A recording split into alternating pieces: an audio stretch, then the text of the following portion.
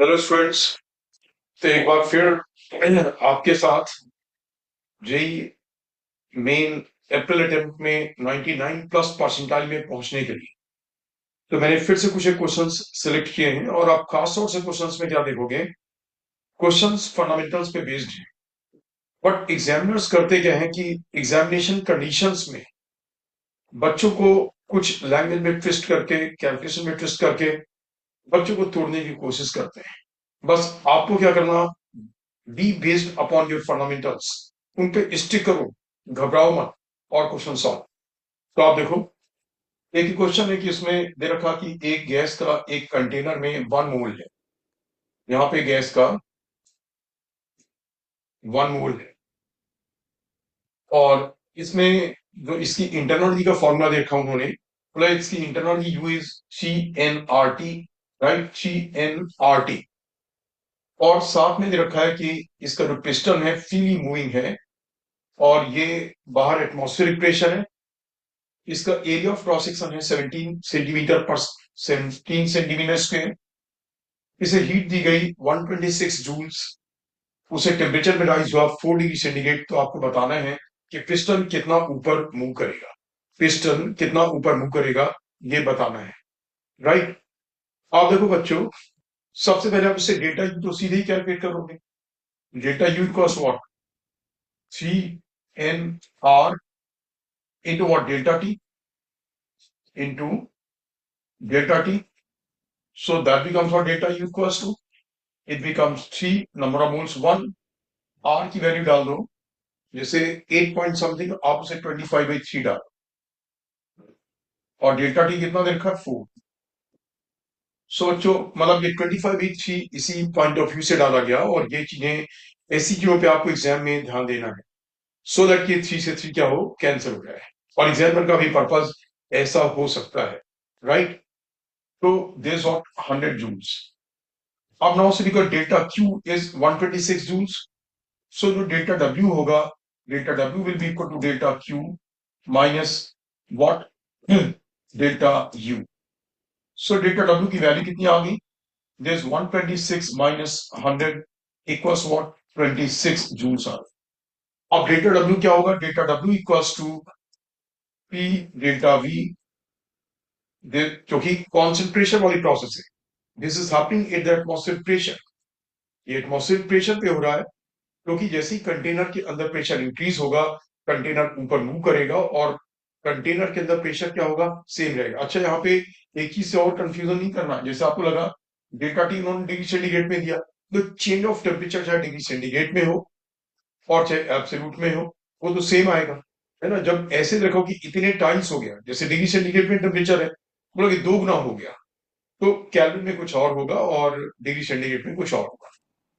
आप देखो delta W आपका 26 जूल्स आ गया, तो इससे जो डेल्टा वी है ए इंटू एक्स, तो X is equal to 26 upon P into area A. तो प्रेशर पी की वैल्यू क्या डालोगे, प्रेशर पी की रिटर्निंग पावर 5, क्योंकि 1 एटमॉस्फेरिक प्रेशर दे रखा था, तो ये दे रखा उन्होंने क्वेश्चन में कि 1 atmospheric pressure is equal to 10 to the power 5 Newton per meter square. This was given in the question. अब इससे आपका 10 to the power 5 और area 17 into 10 to the power -4 m के सिस्टम, इसे सॉल्व कर लोगे और ये जो आंसर आएगा मीटर्स में आएगा, क्योंकि मैंने यहाँ पे सब कुछ m के सिस्टम में रखा तो मीटर्स में। सो अगर आंसर सेंटीमीटर है तो आप उसे सेंटीमीटर में आंसर कर दो, ठीक है ना।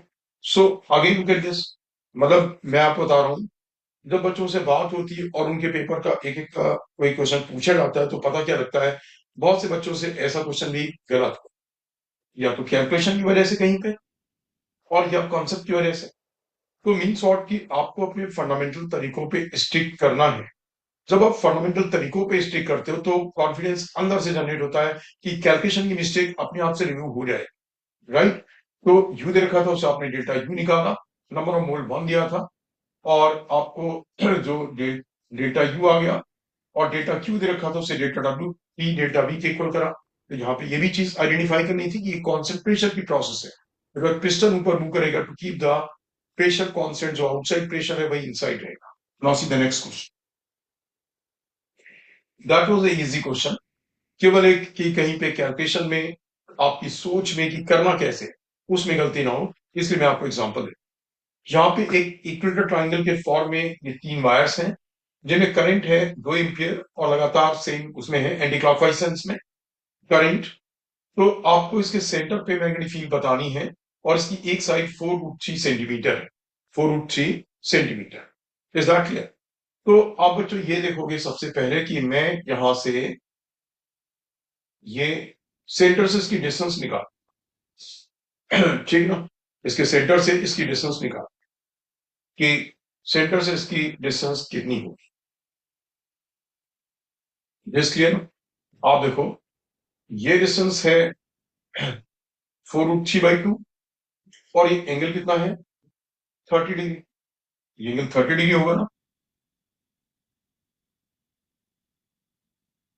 तो ये 60 डिग्री पूरे इक्विलेटरल ट्रायंगल है. So this what 30 degree. तो आप देखो कि इससे आ गया मान लीजिए O है और ये N है. तो ओ एन की वैल्यू कितनी आ गई. cos 30 is equal to O N upon 4√3/2 है ना. इसका हाफ होगा ना 4√3/2. सो ओ एन की वैल्यू हो गई 2√3 into 2√3 into into cos of 30. तो cos of 30 becomes cos 30 is √3/2. तो √3/2 so that becomes what 3 आ गया. ON 3 सेंटीमीटर आ गया. अब आप देखो आपको याद है ना जब किसी स्टेट फाइनाइट लेंथ के स्टेट वायर से मैग्नेटिक फील्ड भी निकालनी होती है तो हम तरीका क्या करते हैं. ये डिस्टेंस r है जो उसकी परपेंडिकुलर डिस्टेंस है. फिर हम लोग सीधे फॉर्मूला लगाते हैं V0/4 into what I/r into sine theta D theta और उसकी लिमिट्स डालते हैं. वही काम आपने यहां से करा. इस वाले वायर की मैंने भी निकाल ली. करंट इस ओर है तो आपने इसमें किया V1 is equal to V0/4 की वैल्यू में इनके सिस्टम में 10⁻⁻7 डाला. ठीक है ना. Into what I/r.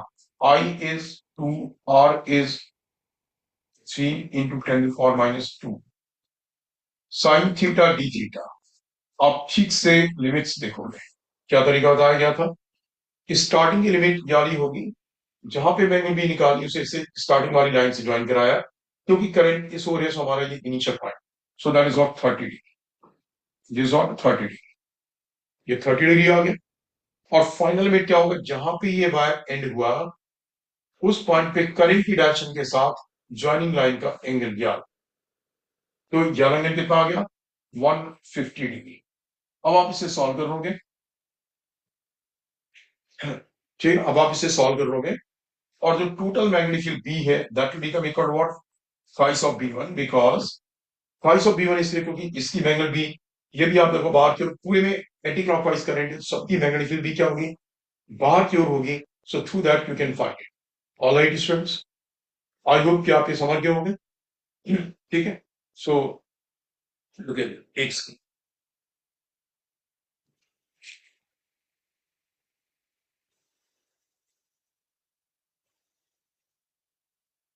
हाँ.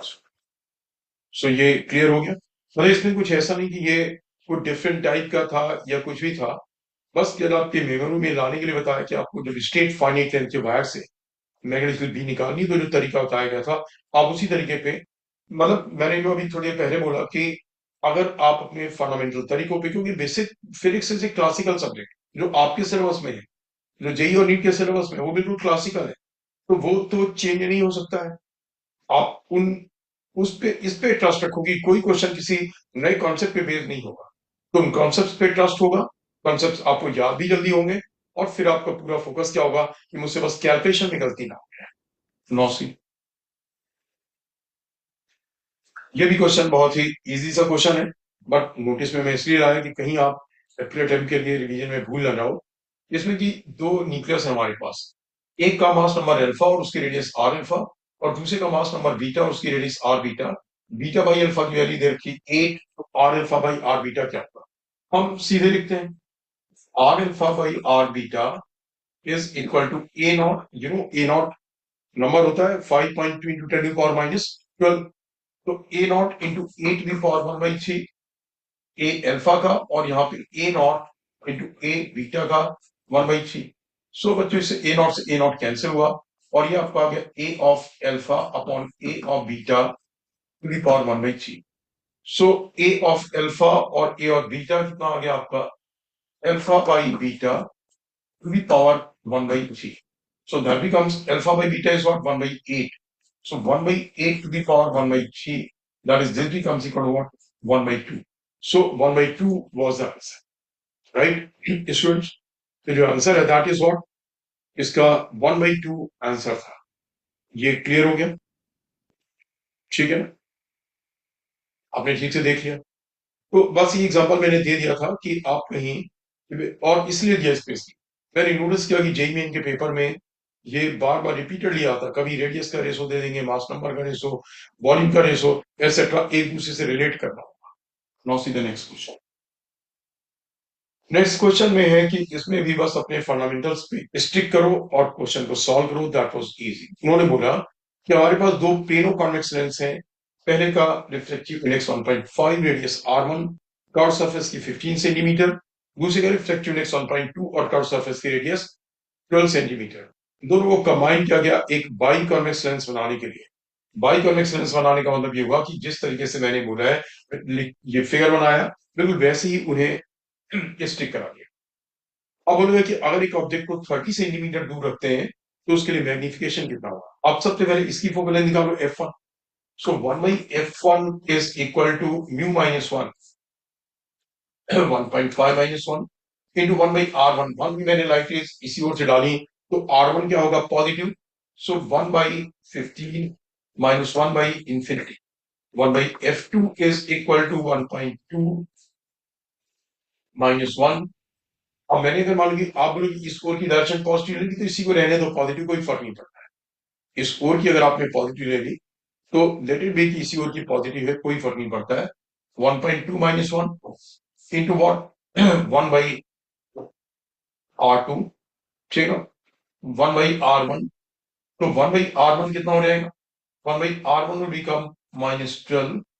लेकिन हाँ, क्योंकि अब इसका निगेटिव आ जाएगा, जबकि इसकी भी फोकल लेंथ क्या होगी, पॉजिटिव होगी। तो इसकी फोकल लेंथ देखो, अगर इस ओर से भी लाइट रेज हम डाल रहे हैं और हम उसे निगेटिव ले रहे हैं, इस ओर की डायरेक्शन को हम निगेटिव ले रहे हैं, तो भी पॉजिटिव आना चाहिए। वो कैसे आएगा, 1.2 माइनस 1 इंटू 1/r1 अच्छा हाँ, जब मैं इस ओर से लाइट रेज डाल रहा हूं तो मुझे r1 इसे लेना है ना। जब मैं लाइट रेज इस ओर से डाल रहा हूं तो मुझे r1 किसे, जिस ओर से लाइट रेज डाली जा रही वही तो r1 होगा। So that mean what, 1/infinity minus और 1/r2। So r2 is what, minus of 12। अब क्योंकि r2 क्या है, निगेटिव है ना, क्योंकि हमने इस डायरेक्शन को क्या लिया है, पॉजिटिव लिया है। तो ध्यान रखो, ये कहीं गलती ना हो जाए, फिर कंफ्यूज हो कि इस ओर से लाइट रेज डाली तो इसमें भी ये r1 और ये r2 होगा। जिस ओर से लाइट रेज डालेगी वो r1, दूसरी ओर वाला r। अब आपका f1 और f2 आ गया। सो जब इन्हें कंबाइन कर दिया गया तो 1/f equals to 1/f1 plus 1/f2। अब बस लेंस फॉर्मूला लगा दो, f निकाल देना, 1/v minus 1/u equals 1/f। u की वैल्यू आपकी हो गई -30। f जितना भी इससे पॉजिटिव आएगा वो पॉजिटिव वैल्यू डालोगे, इससे क्या होगा, v आ जाएगा। और magnification m will be equal to what, v over e। Magnification will be equal to m equals what, v over u will be the magnification. So I hope कि ये था, इजी क्वेश्चन था, but मैंने आपके generally JEE main में आपको question paper में जब निकालोगे तो टफ क्वेश्चन निकालना मुश्किल पड़ेगा। इसके मतलब रियरली कोई भी क्वेश्चन टफ मिलता है, इसके बावजूद भी जब बच्चे रिपोर्ट करते हैं मैं इतने क्वेश्चंस कर पाया, मेरे इतने छूट गए, एटसेट्रा, उस तरह की चीजें। तो मैं उन्हीं बातों के लिए बोल रहा हूँ कि आप अपने फंडामेंटल्स पे फोकस करो, कि वो ना केवल ये कि आपके कॉन्सेप्ट क्लियर हो, आपको बिल्कुल टाइम पे याद भी आना चाहिए। और जब ये दो चीजें होंगी तो कैलकुलेशंस अपने आप से आप देखना ना केवल तेजी से सॉल्व होंगे, बिल्कुल एक्यूरेट सॉल्व होंगे। नौ सी इसमें एक ये दो डायोड्स हैं दे रखे, ए और बी, और बच्चों बोला गया कि यहाँ पे हमें आउटपुट मिलेगा ये सर, राइट, और यहाँ पे आउटपुट मिलेगा, ये ए और बी है। तो देखोगे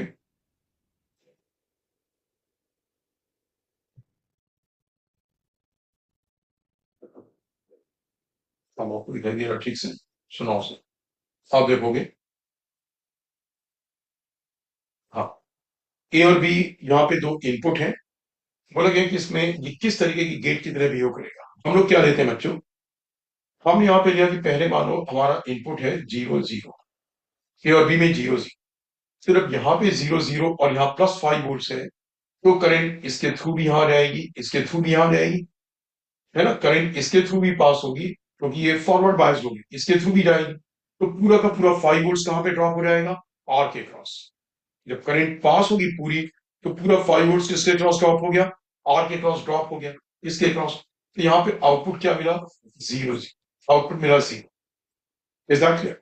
और आउटपुट उन्होंने जो ले रखा है इसमें कि देखो, जो ना आउटपुट उन्होंने इसके क्रॉस में, नाउ से, अब आप देखो, आपने क्या डाला, 1 0, आपने डाला 1 0, फिर जब आप 1 0 डालोगे तो एक तो 0 है, जब एक 0 है तो करंट पूरी की पूरी उससे पास होगी, जैसे ये 0 है और ये 1, तो ये तो रिवर्स बायस्ड हो गया, इसमें करंट पास नहीं होगी, इससे करंट पास होगी, और पूरा वोल्टेज आर के क्रॉस ड्रॉप हो जाएगा। ऐसे ही जब 0 1 होगा, यहाँ 0 यहाँ 1, तो ज्यादा फॉरवर्ड बायस जब पूरी करंट इससे पास होगी, और आर के क्रॉस जब भी इससे करंट पास होगी तो आर के क्रॉस क्या होगा, पूरा वोल्टेज ड्रॉप हो जाएगा, और हमें क्या मिलेगा, हमें 0 ही मिलेगा, इस जगह वोल्टेज 0 मिलेगा। फिर जब आप 0 1 करोगे और 1 0 करोगे, तो आपका आउटपुट क्या आया, 0 0 ही आया, 0। अब जब आपने यहाँ पे 1 1 कर दिया तो दोनों डायोड्स हो गए रिवर्स बायस्ड। जब आपने यहाँ पे कर दिया, जैसे अब आप बोलो कि हमने यहाँ पे 1 1 कर दिया, लेकिन जो 1 1 किया, तो ये चीजें दिमाग में नहीं लाना आपको कि हो सकता कि यहाँ वाला वोल्टेज मान लो 4 वोल्ट से, तो ये लो वोल्टेज पे हाई वोल्टेज पे, उनका जो टारगेट होता है उसके हिसाब से करोगे। यहाँ पे जब आपने हाई वोल्टेज कर दिया, दोनों में 1 1 कर दिया, तो दैट मीन शॉर्ट, ये पर्पज यही होगा कि डायोड क्या है, रिवर्स बायस्ड हो जाए। Is that clear. निगेटिव से आपने हाई वाला वोल्टेज कर दिया तो that is what, reverse biased हो गया। अब जब दोनों डायोड्स रिवर्स बायस्ड है तो इसकी करंट ना तो यहाँ फ्लो करेगी ना यहाँ फ्लो करेगी, तो बेसिकली यहाँ करंट ही नहीं होगा आर के क्रॉस। जब आर के क्रॉस कोई करंट नहीं, तो ये पूरा 5 वोल्ट यहाँ पे मिल जाए। तो आप जब करोगे 1 1, तो आपको मिल क्या जाएगा, 1 1, right. So that means what कि ये डायोड कैसा हुआ, ये जो गेट है that is what, AND gate. ये बच्चों एंड गेट। तो यहाँ पे भी क्या था, आप अगर अपने बेसिक से चलते इलेक्ट्रिक करंट वाले भी और सेमीकंडक्टर्स वाले भी, तो आप उस पर पहुंच जाते। खास तौर से क्या होता है कि जो बच्चे थोड़ा सा भी घबराते हैं एग्जामिनेशन कंडीशंस में, जब उनके ऊपर प्रेशर होता है तो उनकी घबराहट और बढ़ती है, और वहीं पे कहीं ना कहीं पे क्या होता है कि वो सब चीजें गलत होती जाती है। तो बच्चे इस चीज पे ध्यान देना, राइट। नौ सी, जैसे प्रीवियस क्वेश्चन में क्या था, एक फिगर ऐसा देखा और बस गलती हो रहा थी। यहाँ पे एक बैलेंस वीट स्टोनरीज है, R1 R2 R3 R4, सब आर आर आर है। तो जब आप इनिशियली देखोगे तो जब आर आर आर है, यहाँ कुछ भी वोल्टेज लगाओगे, ये एक बैलेंस वीट स्टोनरीज, तो ए और बी के क्रॉस पोटेंशियल डिफरेंस क्या आ गया, 0। अब उन्होंने हमने आर3 को इसे हीटअप करा सो दैट कि इसका रेजिस्टेंस 10% इंक्रीज कर गया। अब इसका रेजिस्टेंस बच्चों क्या हुआ, 10% इंक्रीज कर गया। तो V A minus V B क्या होगा, मैं सर्किट को ऐसे बना देता हूं, ये 40, ये आपका है 40 वोल्ट, और यह हो गया R1,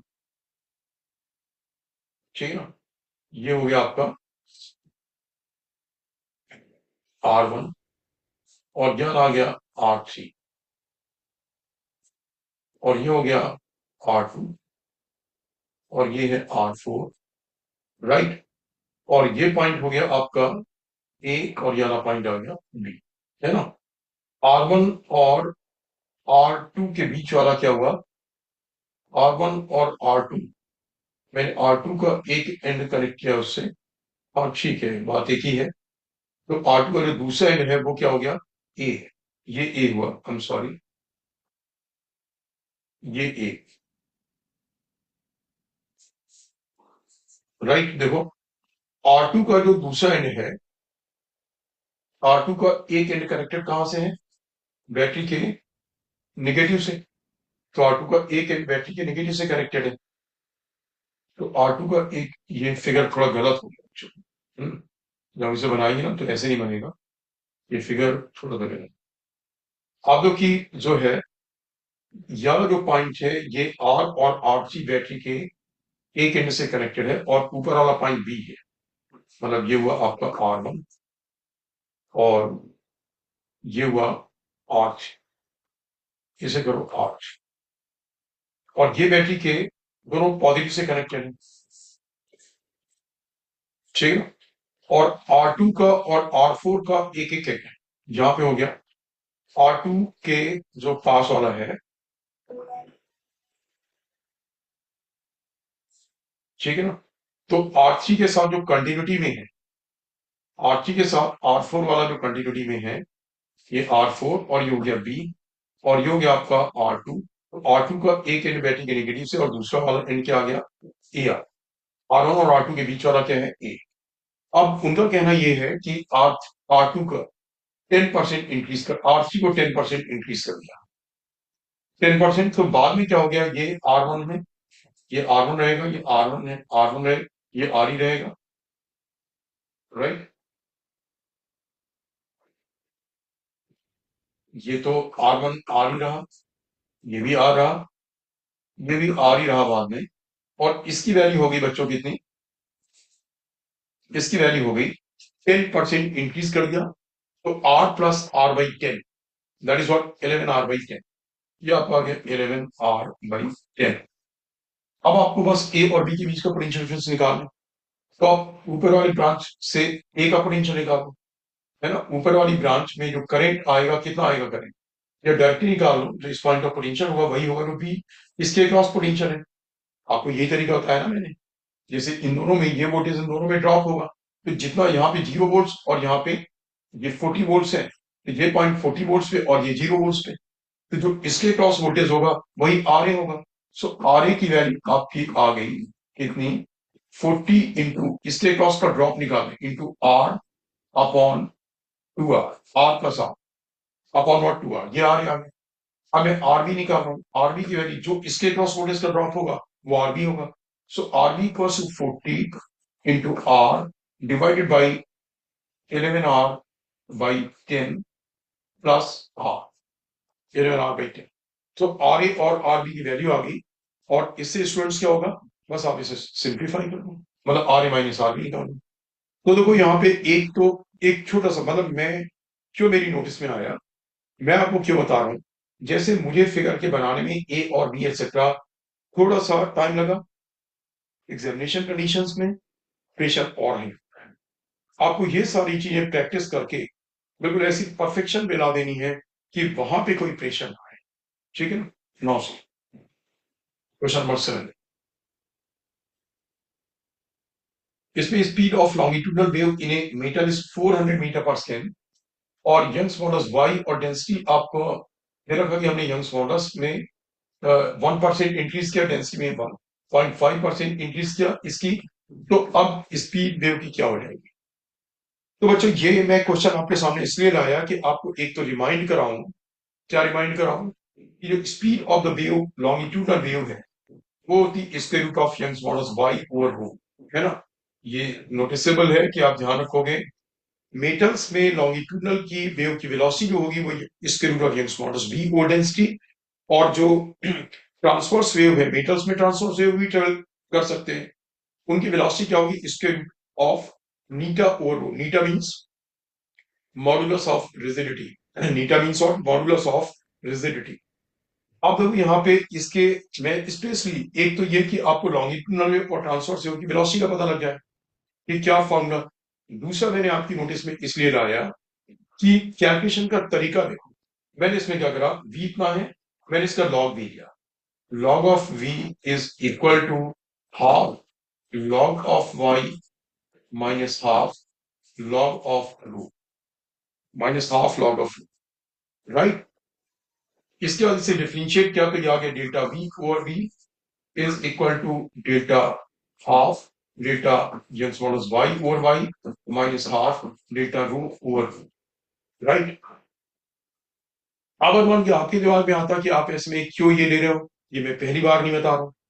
जब कोई फिजिकल पैरामीटर दूसरे दो तीन फिजिकल पैरामीटर में पे डिपेंड करता है और उन फिजिकल पैरामीटर्स में चेंज लाया जाता है, तो पहले पैरामीटर में क्या चेंज लाएगा, परसेंटेज आएगा परसेंटेज के टर्म्स में।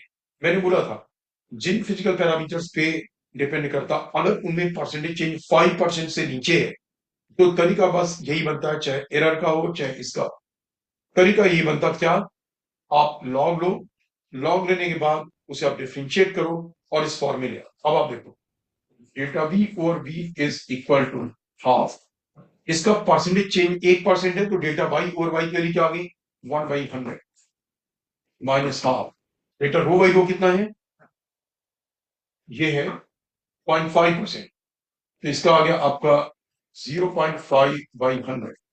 इसका मतलब डेल्टा v की सीधी वैल्यू में निकालता हूं, v यहां आ गया, v इंटू हाफ कॉमन आया और ये आ गया आपका कि 100 भी कॉमन आ गया, 100 भी कॉमन, 1 माइनस 0.5 0.5, अब v की वैल्यू कितनी रखी है 400, सो 400 अपॉन 100 v दे रखा उन्होंने 400 मीटर पर सेकेंड, राइट। सो ये आ गया इंटू हाफ इंटू 0.5 मीन्स और 1/4। सो बच्चों ये आ गया आपका कितना, ये 4 से 100 आ गया और 100 अपॉन ये आपका आया 1/4। सो हाफ भी कॉमन अच्छा ले चुके हो, तो ये आया 1 माइनस 0.5, 1 माइनस 0.5 मीन्स और 0.5, तो ये हाफ आएगा। सो अच्छा ठीक तो है, दिस बिकम्स 1, ये बना, तो जो वेलोसिटी है नई v dash that will become equal to what 401 metre पर सेकेंड, और ये करेक्ट आंसर, ठीक है ना। सो क्यों मैं नोटिस में लाया, जब आप इसे वॉच करोगे आपको खुद से समझ में आ जाएगा कि मैं मेरे नोट्स सुनाने लगा, आपके अंदर के मन का डर आपके सामने आ जाता है कि मैं एग्जाम में कर पाता है नहीं कर पाता, कोई गलती होती है, ठीक है ना। And I know very well how the students are. So I have chosen the question accordingly. Where there could be a chance of mistake because of anything, concept, calculation, or the language, I have brought in front of you all those questions. Now see, अब आप देखोगे इसमें भी है कि बोला कि एक वेज है, इसकी सरफेस स्मूथ है और एंगल थीटा इंक्लिनेशन का मास m है, ये लेंथ l है, टॉप मोस्ट पॉइंट से छोड़ दिया गया, बोले इसे वेज को इस ओर a नॉट एक्सेलरेशन दिया गया, ए नॉट एक्सेलरेशन, तो कितनी देर में ये इसके बॉटम पे पहुंचेगा। अब बच्चों क्योंकि आपको इस वेज के बॉटम पे पहुंचाना, इसका एफबीडी हमने रेडी किया, वेज के रिलेटेड तो एम जी रिएक्शन एन, और जो स्यूडो फोर्स होगा इसके ऊपर एम ए नॉट इस होगा स्यूडो फोर्स। तो कई बार बच्चे स्यूडो फोर्स मैंने देखा मार्क करते हैं और स्यूडो फोर्स से रिएक्शन एन में चेंज आएगा वो मार्क करना भूल जाए। अब स्यूडो फोर्स का एक कंपोनेंट इसको हुआ M A naught cos theta, और स्यूडो फोर्स का एक कंपोनेंट इसको हुआ M A naught sine theta, M A naught sine theta, है ना। स्यूडो फोर्स का component M A naught cos theta और M A naught sine theta. अब इससे क्या हुआ, जो एन का चेंज है आप निकालोगे, N is equal to M G cos theta, मैंने फेयर गंदा ना हो इसलिए मैंने एम जी के कंपोनेंट्स नहीं किए, यू नो कि एम जी कॉस थीटा इस ओर होगा, हाँ ठीक है बच्चों। So you know very well M G cos sine theta इस ओर होगा और एम जी कॉस थीटा क्या होगा इस ओर होगा, तो आपका N is equal to M G cos theta plus M A naught sine theta plus और M A naught sine theta. This is clear students. मैं इसको बच्चों थोड़ा सा इस ओर और कर देता हूं ताकि आपके बार बार फोकस में जाए।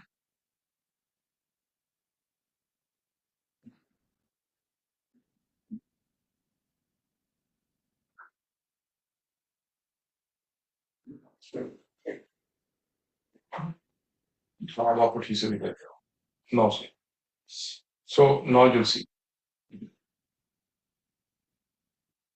So look at this. N आपने इसे लिखा था M G cos theta minus M A sine theta. अब इस ओर का नेट फोर्स कितना हुआ M G sine theta minus mu into A, आप n की याली वैल्यू यहां पे डालोगे, N G centre minus mu into N, N की याली वैल्यू डालोगे equals what mass m into A, इससे आपका a की वैल्यू आ जाएगी। फिर इक्वेशन लगाओगे s equals U T plus half A T square, so s is what, ये l है और ये थीटा है, so this will be what l over cos theta, l over cos theta is equal half a into T square, a की value जो यहां से आएगी इन इक्वेशन से वो डालोगे, ये क्लियर हो गया। n की वैल्यू आप यार यहां डालोगे उससे a आ जाएगा, और a की वैल्यू यहां डालोगे तो उससे क्या होगा, ये टाइम t आएगा। All right, students, so just keep watching and keep observing each and every single thing. And you can also send me, आप मुझे भी भेज सकते हो अगर आपकी नोटिस में कोई ऐसा पॉइंट आता है प्रैक्टिस के ड्यूरिंग, जो चीज आपको कई बार प्रेशराइज कर देती है, मतलब कैलकुलेशन की गलती हो, कुछ हो जाता है ऐसा कि बस उसे आपके दिमाग से मिस हो जाती है, सेंड इट टू मी और मैं आपको वो कॉन्सेप्ट क्लियर करूं, सो दैट कि फॉर श्योर हम एग्जाम के बहुत पहले ही बिल्कुल ये गारंटी कर रहे हैं कि परसेंटाइल फिजिक्स का 99 से नीचे नहीं आए ऑलरेडी स्टूडेंट्स। और 99 भी देखो, और उसकी जब आपको 99 प्लस में पहुंचना है तो इससे भी व्हाट 99.5 99.9 उस तरीके का परसेंट है, और ट्राई करो, व्हाई नॉट 100% आए।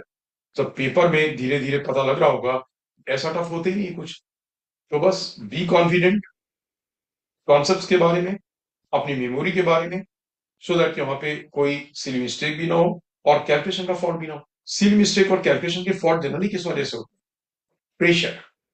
तो बस आपको इस बीच में करना क्या है, उसी प्रेशर को एलिमिनेट करने के लिए कॉन्सेप्ट्स की मेमोरी, एग्जाम्पल की मेमोरी और कॉन्सेप्ट्स की क्लैरिटी, ये चीजें करनी।